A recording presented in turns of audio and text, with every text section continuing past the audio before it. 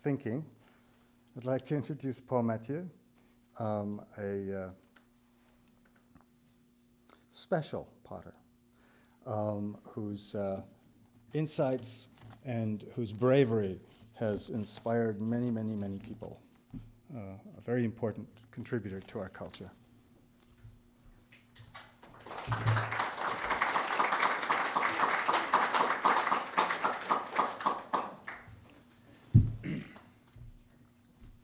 Bonjour tout le monde. On m'entend bien? Merci. Alors, j'ai décidé de parler en français un peu par perversion. Parce que je vis en anglais, je travaille en anglais, je rêve en anglais, j'écris en anglais. Alors, ça va être un peu plus difficile pour moi de faire cette présentation en français parce que ça va me demander beaucoup plus d'efforts. Mais la perversion est centrale à ma pratique. Donc, ça va dans le vrai sens du fil de la manière dont mon cerveau fonctionne. Enfin, on est à la Galerie nationale. C'est un endroit très intéressant parce que on peut jouer un jeu très intéressant ici. Si on visite la Galerie nationale, et je me demande, est-ce qu'il y a des gens qui travaillent à la Galerie nationale qui sont dans la salle, des conservateurs, des commissaires, le directeur peut-être? Ça ne m'étonne pas. J'imagine qu'on les a peut-être même pas invités à être ici dans leur propre maison. Moi, je les ai invités. Quand j'ai su que j'avais à parler ici, j'ai écrit une petite lettre au directeur et je lui ai dit que j'étais pour être ici, que j'avais une exposition à la Ottawa School of Art, que je l'invitais à aller la voir et que j'invitais tous ces conservateurs à aussi venir à la présentation aujourd'hui et aller voir mon exposition, que ça les intéresserait peut-être. Parce que si on se promène dans la Galerie nationale, on passe à travers les salles historiques où il y a des œuvres d'art de toutes sortes. Il y a des peintures, il y a des sculptures et il y a généralement des objets d'artisanat, des objets d'art décoratif, en bois, en métal, dans toutes les formes. Et je trouve ça très intéressant, le mélange que ça produit entre les œuvres d'art, entre les objets qui ont d'autres significations. Et je trouve toujours ça très excitant de voir toutes ces choses mises ensemble, confrontées les unes aux autres et qui se parlent mutuellement. Et tout d'un coup, on passe d'une pièce à une autre et on se trouve dans la section d'art contemporain. Et dans la section d'art contemporain, on a un choc comparativement à ce qu'on avait fait l'expérience dans quelques minutes précédemment. C'est que tout d'un coup, il n'y a plus d'objets d'art décoratif. Il n'y a plus d'objets de métier d'art du tout. Il n'y a que de l'art contemporain. Alors, on se demande un peu pourquoi. Il y a ce bris épistémologique, pour utiliser des termes un peu fancy, entre certaines salles et d'autres, entre les salles historiques et les salles contemporaines. Parce que jusqu'au milieu des années 70, la Galerie nationale du Canada tenait des expositions d'art décoratif et de métiers d'art. Et tout d'un coup, ça s'est arrêté. Comme le faisait d'ailleurs la Art Gallery of Ontario à Toronto, la Winnipeg Art Gallery, qui le fait toujours un peu, la Vancouver Art Gallery. Toutes ces galeries-là, à travers le pays, faisaient des expositions de métiers d'art et d'art décoratif. Et tout d'un coup, ça s'est arrêté à travers tout le pays vers le milieu des années 70. Et ça s'est fait sans que personne s'en rende compte, presque, parce qu'il y a eu très peu on en a très peu parlé, je pense, parce que j'étais déjà actif à l'époque. C'est à l'époque où j'ai commencé à faire de la poterie. Et donc, pourquoi est-ce que ça s'est arrêté? Donc, je me suis posé cette question-là avant de venir ici et j'ai écrit un texte de 4 pages qui est en anglais. Parce que quand on veut être lu et faire partie du discours, il faut le faire en anglais au Canada ou n'importe où dans le monde maintenant. Et j'en ai apporté une vingtaine de copies parce que je ne sais pas si je vais dire tout ça ici dans les 20 minutes qui me sont allouées, mais si ça vous intéresse, il y en a des impressions par terre. Vous pourrez les consulter plus tard et vous mettre en contact avec moi pour qu'on en continue la discussion. Mais la façon dont je regarde la situation, et c'est C'est une vision très personnelle, très subjective de la situation. C'est vu à travers ma propre expérience professionnelle, ce qui m'est arrivé et la façon dont j'ai été en relation avec l'art et avec l'artisanat, les métiers d'art et tout ça. Donc, c'est mon opinion. Mais d'après moi, il s'est passé 3 choses très intéressantes au milieu des années 70 qui ont fait ce changement-là dans le paysage culturel canadien. C'est qu'au milieu des années 70, les associations de métiers d'art sont devenues très, très, très actives. Elles se sont constituées de manière professionnelle et sérieuse à ce moment-là. Et elles ont surtout servi à promouvoir leurs membres et non pas le champ des métiers d'art dans son entier. Et à promouvoir leurs membres à travers des foires d'artisanat où on vendait des objets pas chers comme cadeaux, juste avant Noël, au public. Et ça a modifié la perception que le public avait des métiers d'art de manière très négative, à mon avis. Et ça continue encore, on pourrait dire, presque de manière institutionnalisée. La deuxième chose qui s'est passée, c'est que les métiers d'art se sont mis à créer leur propre institution. Et d'après moi, ça a été aussi une erreur de faire ça. D'avoir The Canadian Client Gallery, d'avoir The Gardner Museum à Toronto et d'avoir d'autres institutions, le Canadian Craft Museum, vous vous en souvenez peut-être, c'était à Vancouver. Ça a duré quelques années, ça a fermé, personne ne s'en est rendu compte, on n'en a pas parlé même dans la presse quand ça a fermé, ça a été comme si c'était rien passé là. Et moi, ça m'a fait presque plaisir quand ça a fermé parce que je trouve que c'est une mauvaise idée de se ghettoiser, de créer ses propres institutions et d'ignorer tout ce qui se passe ailleurs et de faire en semblant qu'on est indépendant de tout ça et qu'on ne fait pas partie d'une culture plus large. D'ailleurs, à l'époque, avant que ces institutions-là existent, on m'avait demandé de les supporter, d'écrire des lettres pour demander que oui, c'était une bonne idée. Puis moi, j'avais répondu que non, d'après moi, c'est une mauvaise idée. Il faudrait s'insérer dans les institutions nationales qui existent déjà, être à la Galerie nationale, être à la Art Gallery of Ontario, être dans toutes les institutions qui sont déjà en place et non pas créer des institutions parallèles ghettoisantes qui n'intéressent pas vraiment personne, à mon avis. Et ça a été mon expérience personnelle que ces institutions-là ont eu très peu d'importance pour moi, personnellement. Ils n'ont jamais été vraiment intéressés à mon travail. Et ça continue. Et donc, c'est un problème. Je n'ai jamais fait partie d'aucune association de métiers d'art. Je ne voyais pas l'utilité de faire partie d'une organisation de métiers d'art. Je n'en vois toujours pas l'utilité. Par contre, les institutions de métiers d'art ont toujours été très généreuses avec moi et je voudrais leur dire merci. Parce que si je n'avais pas gagné tous les prix que j'ai reçus, je n'aurais pas pu continuer à faire mon travail. Parce que ce n'est pas possible pour moi de commercialiser le travail que je fais. J'ai jamais fait un sou de profit à faire mon travail. J'ai toujours subventionné mon travail moi-même par l'enseignement et en recevant des prix majeurs. Donc, je vous dis merci de ce support-là qui m'a été essentiel. Mais il s'est passé une autre affaire aussi, et c'est que la troisième aspect de cette... donc, il y a eu la création d'organisations parallèles et d'institutions parallèles qui, d'après moi, ont été beaucoup plus néfastes que positives.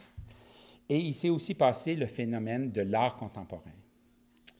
Avec le modernisme, on avait une approche très, très inclusive à ce qui était la création, à mon avis. Et avec l'art contemporain, on a eu tout d'un coup une approche exclusive de ce qu'était l'art.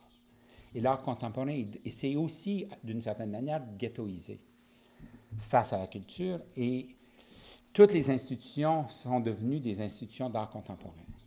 Et dans le texte, je déblatère un peu là-dessus pendant quelques pages. Pourquoi? Quel est le rôle néfaste, à mon avis, des conservateurs, de cette attitude exclusive face à ce qui constitue la culture et l'art. Et à cause de tout ça, on a ignoré beaucoup de pratiques très, très importantes. À mon avis, l'artisanat, les métiers d'art, les arts décoratifs, ce n'est pas une manière de faire, c'est une manière de penser. Et on pense différemment quand on travaille de cette manière-là que de toute autre manière. Et il faut vraiment repositionner ces pratiques-là de cette manière-là, d'expliquer aux gens de quelle manière elles sont conceptualisantes différemment de d'autres formes de pratiques. Et le plus souvent, on contextualise les métiers d'art à travers des techniques, des matériaux, des processus, des savoir-faire, et tout ça. Et on oublie d'expliquer et d'élaborer un discours autour de la manière dont c'est conceptualisé.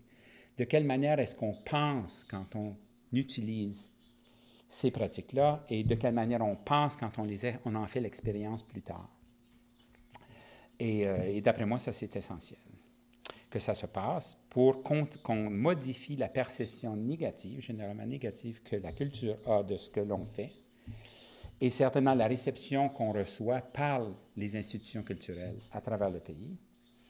Et à mon avis, ce qu'on devrait faire, c'est tous écrire une lettre au ministre d'Héritage Canada pour lui demander d'arrêter de subventionner les institutions comme la Galerie nationale, comme l'Art Gallery of Ontario, jusqu'au moment où ils réalisent qu'ils ne font pas leur travail, qu'ils nous censurent en refusant d'inclure nos pratiques dans leurs expositions, dans leurs collections, et que c'est inacceptable et que leurs fonds, donc essentiels à leur survie, leur seront seulement retournés quand ils auront changé leur politique discriminatoire. Alors, je ne pense pas que ça va arriver demain. Moi, ça fait 20 ans que j'écris ce genre de lettres à peu près tout le monde. Ça a eu un certain impact, je pense, mais il y a encore beaucoup de chemin à faire. Et d'après moi, il va falloir mettre ces gens-là dans une position inconfortable de ce genre pour que les choses changent, parce que le statu quo est très renforcé et par les institutions de métiers d'art et par les institutions culturelles en général. Et si les choses ne changent pas, s'il n'y a pas justement ce dialogue qu'on voit dans les salles historiques, dans les musées, à travers partout, s'il n'y a pas... Parce que je pense que non seulement les métiers d'art peuvent apprendre beaucoup de l'art contemporain, mais l'art contemporain peut apprendre beaucoup des métiers d'art aussi. Et on est à une jonction que Michael nous a expliqué très bien, merci Michael, où il se passe de plus en plus cette synergie et cette hybridation entre l'art contemporain et les métiers d'art. Il y a de plus en plus d'artistes en métiers d'art qui font clairement ce qu'on appelle de l'art contemporain et des artistes en art contemporain qui utilisent non seulement des matériaux, des techniques, des procédés, mais la manière de penser qui est so spécifique au métier d'art. Et il faudrait profiter de ce moment-là pour que la situation politique change, parce qu'elle est surtout endémique au Canada. On ne la retrouve pas à ce point-là aux États-Unis ou dans plusieurs autres pays à travers le monde, où ce travail-là a déjà été fait, à mon avis. Et il est important qu'il se fasse ici aussi, et c'est mon grand espoir que la situation change de cette manière-là. Je vais raconter quelques anecdotes, c'est toujours intéressant. Il reste encore quelques images, et j'imagine que j'ai un peu de temps encore. Combien de minutes? Je ne sais pas trop. Mais on arrive à la fin un peu du matériel visuel dont je voulais vous présenter aujourd'hui. Mais les gens j'ai eu une expérience intéressante dernièrement. J'étais à Winnipeg pour parler de mon travail à l'Université du Manitoba où j'étais invité. Et quand je suis revenu à la maison, j'ai reçu un email de la conservatrice en art décoratif à la Winnipeg Art Gallery. Et elle me dit, Paul, je suis désolé, j'ai su que tu étais à Winnipeg, mais j'étais absente de la ville, alors je n'ai pas pu te rencontrer. Et j'ai toujours tellement aimé avoir de ton travail dans notre collection. Alors, je lui ai répondu, je lui ai dit, je m'excuse beaucoup, mais vous n'avez pas de mon travail dans votre collection. Il y a beaucoup de gens qui s'imaginent... Tu sais, il y a beaucoup de gens qui s'imaginent que je suis très riche parce que tout le monde veut acheter mes choses, que je suis dans toutes les collections, mais ce n'est pas vrai du tout. Même la conservatrice de la collection ne savait pas que je n'étais pas dans la collection. Et je lui ai dit même, pire que ça, je lui ai dit, il y a une vingtaine d'années, je vous avais écrit à votre précédente collègue pour lui dire que je serais très, très intéressé d'avoir de mon travail dans leur collection parce que c'était le seul musée d'importance au pays qui collectionnait la céramique contemporaine. Et la réponse de la conservatrice de l'époque m'avait dit que mon travail était beaucoup trop avant-gardiste, que leur collection était plutôt traditionnaliste et que ça ne fitait pas dans leur mandat. Et à chaque fois que j'écris une lettre au AGO, ici, à M. Marc Maillé ou à ses prédécesseurs depuis une vingtaine d'années pour leur dire « Mais pourquoi vous ne faites pas votre travail? » Ils me répondent toujours « Mais ça ne fait pas partie de notre mandat. Ça fait partie du mandat du Musée des civilisations, qui, à mon avis, ne fait rien du tout. Je ne sais pas s'il fait quelque chose pour vous, mais il ne fait rien pour moi, personnellement. Il n'a jamais rien fait pour moi, personnellement. Alors, je ne vois pas pourquoi... Et s'ils font rien pour moi, je me demande ils font quoi pour qui. Mais c'est la situation. Je m'excuse d'avoir à vous donner une image aussi négative et pessimiste de la façon dont les choses se passent, mais il faut vraiment que les choses changent, parce que sinon, moi je suis professeur, j'enseigne des jeunes à avoir la passion que j'ai pour ce que je fais et avoir un avenir devant eux, de l'espoir de pouvoir vivre de leur travail, de vendre leurs choses, de les exposer, d'avoir un rayonnement sur la scène culturelle. Et des fois, c'est décourageant parce qu'on se dit, oui, mais tu sais, c'est quoi leur avenir? Où est-ce qu'ils vont pouvoir exposer leurs choses, vendre leurs choses, faire élever des familles avec leur travail, contribuer à la société à travers les métiers d'art, à travers les arts décoratifs, à travers ces pratiques très, très importantes, à mon avis, dans la culture. Parce qu'il y a très peu d'endroits où ça se passe. Et à mon avis, il faut que ça change. Alors, c'est ce que j'ai à dire. Et j'ai toujours... Si je n'avais pas reçu des prix très importants qui m'ont aidé énormément à faire mon travail, à continuer mon travail, à faire le travail que j'ai fait, et je remercie encore les associations de métiers d'art pour m'avoir donné ces prix et m'avoir supporté de cette manière-là. Mais je n'ai jamais reçu de support pour exposer mon travail ou pour vendre mon travail. Et parce que la façon dont les métiers d'art exposent les métiers d'art et de la façon dont les métiers d'art font la promotion commerciale des métiers d'art, ça ne m'intéresse pas du tout. Ça n'est pas approprié au genre de travail que je fais. Et je trouve que ça devrait l'être d'une manière. Et ce n'est pas mon cas personnel. Il n'y a pas que moi dont ça influe sur la pratique.